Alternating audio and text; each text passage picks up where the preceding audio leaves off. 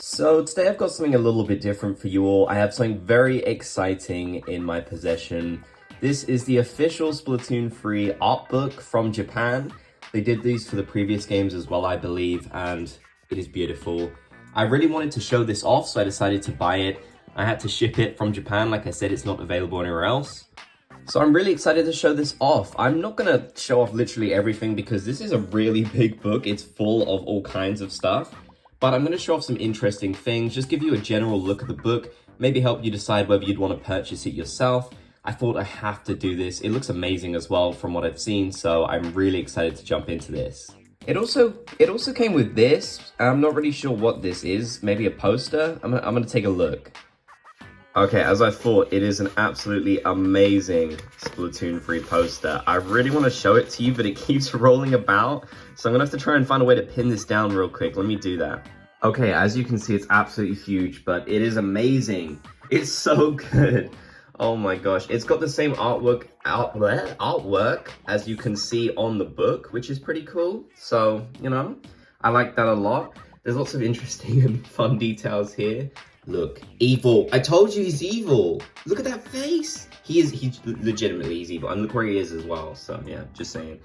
But yeah, pretty cool. Pretty cool that you got this really massive post with it. This is an amazing piece of artwork. I might have to put this up somewhere in my office. Editor Ben here, and I actually got a better idea. How about I give this poster away? Now, I know a lot of people would like me to give away the whole book, and that's something I might actually try and look into in the future. But for now, at the very least, I thought I'll give away this poster. So, to enter into the giveaway, please follow the guidelines that are currently on screen. You will need to do all of this in order to enter.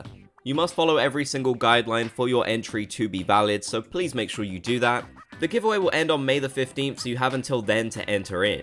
Please listen to this first though, these giveaways always attract scammers, so keep in mind I will never ask you to come on Telegram, WhatsApp, or anything like that. I'll never ask for money from you, so please do not give your money to anyone. And if you do win, I'll reply to your comment with my verified Crossing channel account. It has a verified checkmark. These scammers will not have that. So please be careful. I'll try and ban the scammers, but they are very prevalent on this platform. So what I've learned is the back of the book just continues on what we saw on the poster. There's nothing really too crazy here at the back in case you're wondering. So yeah, I just wanted to show that off. You can actually take this sleeve off and then you get another piece of artwork, which is really cool. Or it might be the same one, just continued. I think it is. No, it's slightly different. Okay, it's got different color variations and such. That's really interesting. Okay, yeah, so let's take that sleeve off because it makes it a lot easier, but I'm going to put it back on later because it's just so good. I mean, look at it. So yeah, different color variations as you can see, which is pretty cool. I like that a lot.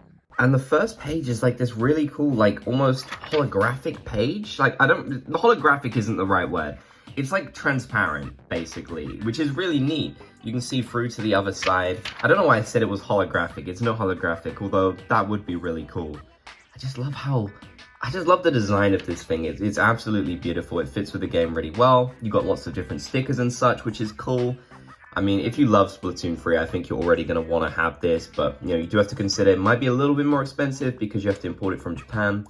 Just don't go on eBay or anything like that because trust me, they're going to rip you off big time. Try and find a site that imports stuff from Japan. So here's a look at everything we have in the book. As you can see, there is a lot. Now, I do not read or speak Japanese, unfortunately, so I cannot understand what most of these specific pages and chapters are. But we're just going to have a look through and see what we can find. There's a lot, as you can see. There is over 300, there's over 400 pages nearly, so yeah. And I mean, it just goes without saying because it's an art book, but the artwork is absolutely incredible throughout this whole thing. It's just a treat. It's just a treat to look at, honestly. It is really beautiful, and you can tell they put a lot of love into this book, which is cool. I really wish we'd gotten this for some other Nintendo games that I love, like Animal Crossing New Horizons. I don't think got anything like this, which makes me really sad. I would have loved to have seen that. I know Zelda is getting one, but yeah, I would love to see it for even more games, like every game, basically. And of course, we can't share this book without sharing Pearl and Marina. There's some really great artwork of them too. Of course, they will be making their comeback fairly soon in the side order DLC, which is exciting. And it's neat to see them in this book. I like that. Here's some artwork that we have seen shared for some of the Splatfests already, which is really cool. I think the first part of this book, I'm pretty sure, is just all of the official artwork and such, that a lot of it they have actually already shared. Some of this I don't think I've seen before. And then later on in the book, we'll be getting into concept art and stuff like that, which I'm personally most excited for. So there's really a lot to dive into here. And I just love Big Man's face with the lemon Splatfest. It's amazing. They will never stop teasing this thing. They will literally never stop teasing this thing. You can see it in the book, but you cannot use it in the game. When is this thing gonna ever come to the game? That's what I wanna know. I need to know when we're gonna finally get this roller in the game, because it has been missing for too long. Come on, Nintendo, I'm waiting. And here we are, we're getting into some early concept art for the game. So this is how they designed the protagonist character. We saw this character basically right at the start for the trailers of Splatoon 3. And this is kind of some of their thought process behind designing. Once again, I'm sad because I do not read Japanese, but I'm sure they're saying really cool stuff about how they designed this character and which elements they decided to use. It's just really cool to see this, honestly. And once again, the actual artwork is so amazing. Even the concepts and such, they just make such amazing art. You might have seen these pages going around a lot. People have been sharing them because of some of the really cool concepts for outfits and such. Like, I love this outfit so much. I really want this one in the game. Please let us have it, come on. And you've also probably seen this interesting weapon, which so far hasn't made it into the game.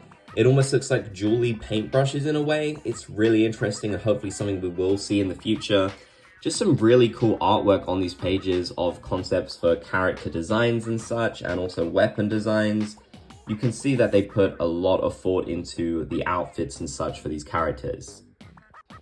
The same goes for Salmon Run 2, of course. We have some outfits that did not make it into the game, like sort of a rain poncho and even a hazmat suit, if you can see here, which is really cool. And then, of course, the ones that we got in the game right at the top. Some nice renders there. I think they're renders. They actually might be concept art, but they almost half look like renders too. It's really interesting. It's sort of a mix. I really wish we'd gotten some of these outfits. Maybe we still will in the future. I guess there's still a chance for us to get them. Here's some other pages that have been going around a lot. We have some early designs for Fry, Shiver, and Big Man. And these are all so cool. These are really amazing to see. Like when Big Man was going to be an Octo Trooper, that just absolutely blows my mind. Also, look how demonic they look in these early ones. It really fits the kind of idea of these characters being bandits and such. They look a lot more, you know, rough and vicious, really, which just fits the game so well. Here's some early ones for Big Man, as you can see as well. There are many different things that he could have potentially been. I'm assuming these are all supposed to be Big Man originally.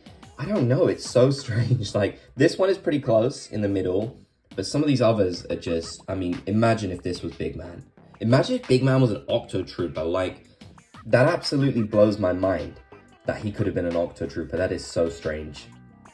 Here are some outfit concepts for Pearl and Marina. Once again, you can see that they put a lot of thought into these characters, and honestly, I cannot wait for them to return in the Side Order DLC. This is so funny to me, this render, him just standing there like that. I had to point that out. And also, Evil Judd. Here he is, Evil Judd. He's real, as I said earlier, he exists, and he is evil. He is Grizzco. He's clearly been scratched across the face. Or it could be a string holding it in, but since it's an eye patch, I like to imagine he's been scratched by Mr. Grizz in their battle, and obviously he won in the end. And yeah, he's got the inflatable thing on. I don't know. What are they telling us? What are they telling us with this? Here are some weapon concepts, which are all amazing, but once again, I have to point this out. Why are you doing this to us, Nintendo?